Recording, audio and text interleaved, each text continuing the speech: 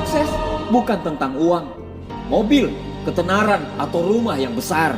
Tapi sukses adalah bagaimana kita bisa menjadi versi terbaik dari diri kita sendiri.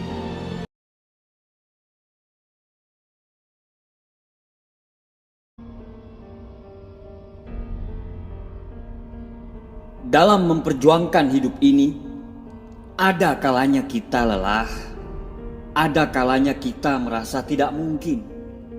Sampai kadang kita merasa bahwa Tuhan tidak pernah lagi berpihak kepada kita. Masalah demi masalah, ujian demi ujian. Orang-orang yang dulu memuji kita kini mulai menghina kita. Orang-orang yang dulu dekat kini mulai menjauh. Orang-orang mulai menjatuhkan dengan kata-kata yang menyakitkan. Hidupmu mulai berantakan. Mimpi yang dulu kamu bangun mulai memudar. Kamu patah. Kamu kehabisan tenaga. Kamu merasa kehilangan harga. Kini kamu seorang diri dalam kegelapan tanpa teman. Semua sudah memandang kamu sebelah mata. Bahkan orang-orang yang kamu cintai mulai kehilangan kepercayaan. Dan sekarang kamu berada di titik yang paling rendah. Kawan, hatimu boleh patah, matamu boleh basah, tapi kamu jangan pernah menyerah. Kamu akan mampu hadapi semuanya karena Tuhan tidak pernah meninggalkan kamu. Ya, Tuhan tidak pernah meninggalkan kita. Saya tahu ini tidak akan mudah. Saya tahu saya cuma bisa bicara tanpa melihat betapa susahnya dirimu. Tapi siapa lagi yang bisa membuat dirimu bangkit? Tidak ada. Tidak ada satupun. Yang bisa membuat dirimu bangkit dan berdiri adalah dirimu sendiri. Orang hebat tidak dihasilkan melalui kemudahan, kesenangan, atau kenyamanan. Tapi mereka dibentuk melalui kesukaran, tantangan, hinaan, dan air mata. Menjadi luar biasa itu selalu butuh waktu, kawan. Tidak ada yang instan. Kamu harus mengalami kesakitan, karena kesakitan yang akan membuat kamu lebih kuat. Kamu harus mengalami kelelahan, karena kelelahan hanya dimiliki oleh orang-orang yang mau berjuang.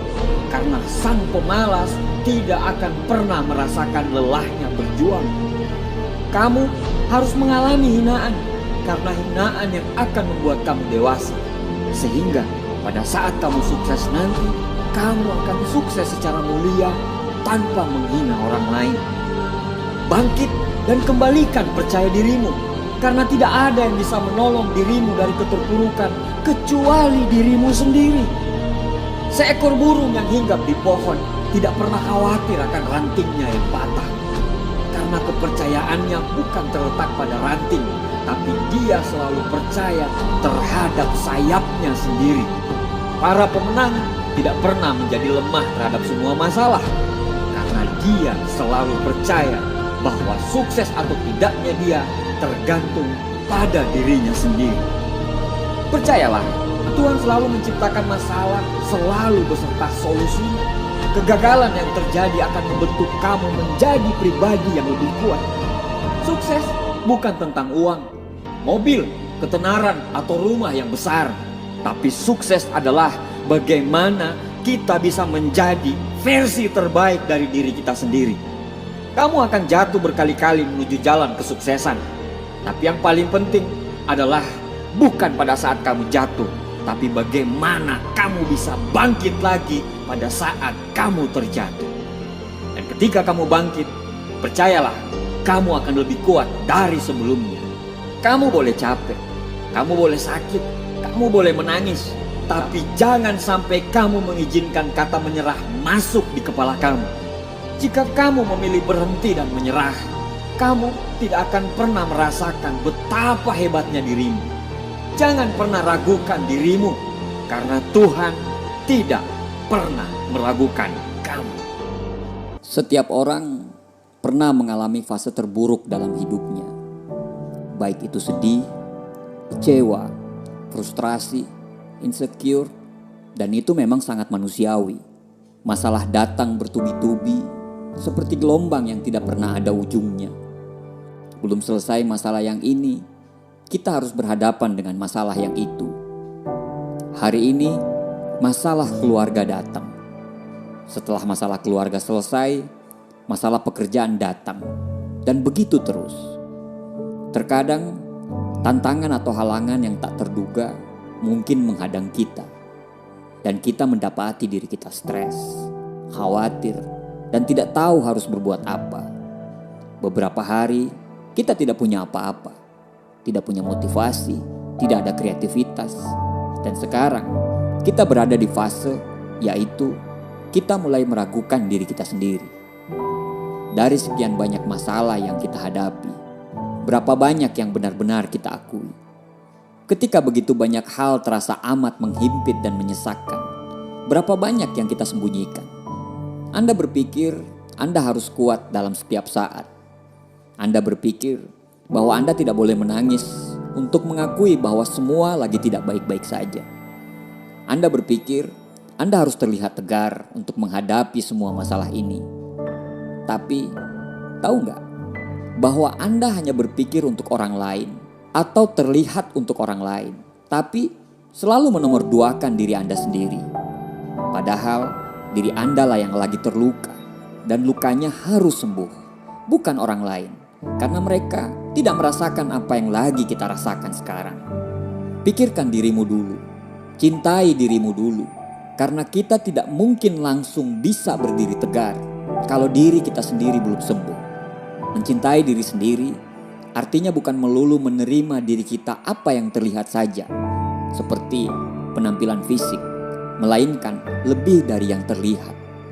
Manusia dianugerahi pikiran serta perasaan, sehingga hal tersebut menjadikan kita berbeda dari makhluk yang lainnya. Kita dianugerahi emosi yang beraneka ragam untuk bisa kita rasakan. Emosi-emosi ini menjadi bumbu kehidupan dan membantu kita untuk bertahan hidup. Namun, seringkali kita hanya memilih dan memperbolehkan diri kita untuk merasakan emosi-emosi atau perasaan-perasaan tertentu. Yang lumrah terjadi, kita mencegah diri kita untuk merasakan emosi negatif. Misalnya, emosi kesedihan. Untuk mengekspresikan emosi sedih, tidak jarang kita akan menangis. Tapi, kenyataannya, kita sebisa mungkin mencegah hal itu terjadi karena pandangan sosial pada umumnya mengenai air mata adalah sebuah tanda kelemahan.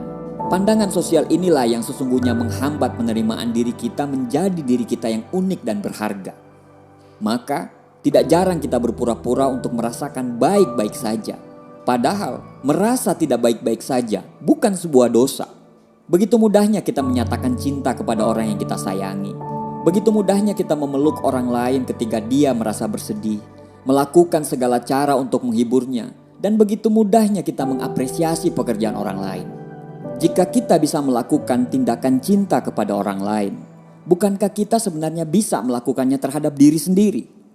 Maukah kita menerima dan memeluk diri kita ketika lagi bersedih, takut, bahkan marah? Sesederhana memvalidasi dan tidak menyangkal perasaan yang kita rasakan sudah merupakan wujud kasih pada diri kita. Mengapa kita selalu merasa perlu untuk menjadi kuat? Mengapa kita merasa bersalah saat kita ingin berhenti sejenak dan menarik diri sebelum nanti kembali berjuang? Kita dituntut untuk langsung bersyukur terhadap semua masalah yang kita hadapi, dengan selalu melihat bahwa orang lain banyak mengalami hal yang lebih buruk daripada kita. Tapi, apakah itu akan berhasil? Yang harus kita terima dalam setiap episode kehidupan ini adalah bukan hanya bahagia-bahagianya saja, bukan hanya senang-senangnya saja, bukan hanya keberuntungannya saja, tapi harus satu paket dengan sedihnya, sakit hatinya, kegagalannya. Karena Tuhan menciptakan segala sesuatu itu berpasangan. Dan semua yang Dia takdirkan untuk kita pasti ada kebaikan di baliknya.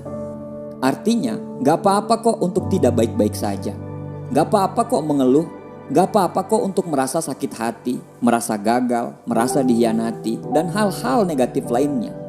Kenapa kita boleh merasa senang saat bahagia dan gak boleh sedih saat terkena musibah? Kawan, gak apa-apa kok untuk merasa tidak baik-baik saja. Kita ini hanya manusia yang diciptakan Tuhan dengan kebahagiaan sepaket dengan masalahnya. Tidak apa-apa kok untuk tidak baik-baik saja. Jangan menahan perasaan buruk hanya karena kamu merasa bahwa kamu satu-satunya orang yang merasa kesepian atau tersesat atau tidak termotivasi. Jangan khawatir tentang apa yang dikatakan orang lain karena hanya kamu yang merasakan perasaan tidak baik-baik saja itu. Kalau kamu tetap mengaku bahwa kamu lagi baik-baik saja, sedang kenyataannya bahwa kamu lagi tidak baik-baik saja, apakah itu bisa memulihkan keadaanmu?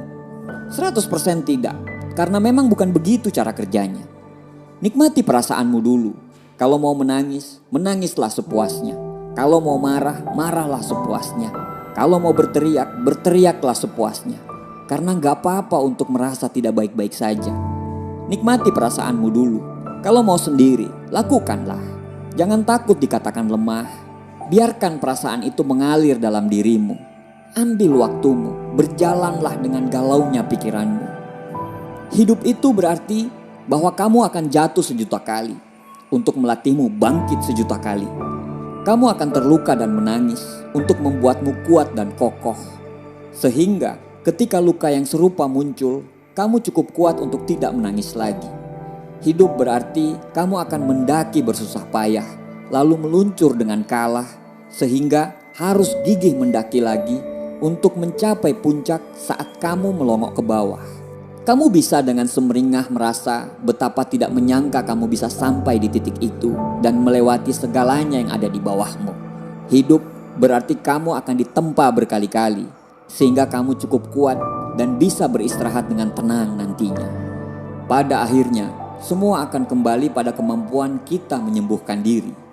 Pada akhirnya, semua akan kembali pada kemampuan kita menerima perasaan sedih. Tidak perlu sekuat tenaga menolak segala kecewa.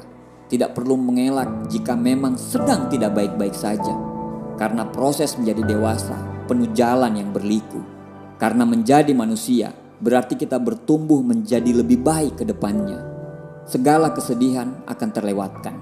Tenang saja. Ingat, semua tidak ada yang abadi. Kebahagiaan hanya sementara, kesedihan hanya sementara, keberhasilan hanya sementara, kegagalan pun hanya sementara. Semua ada masanya. Terima kasih.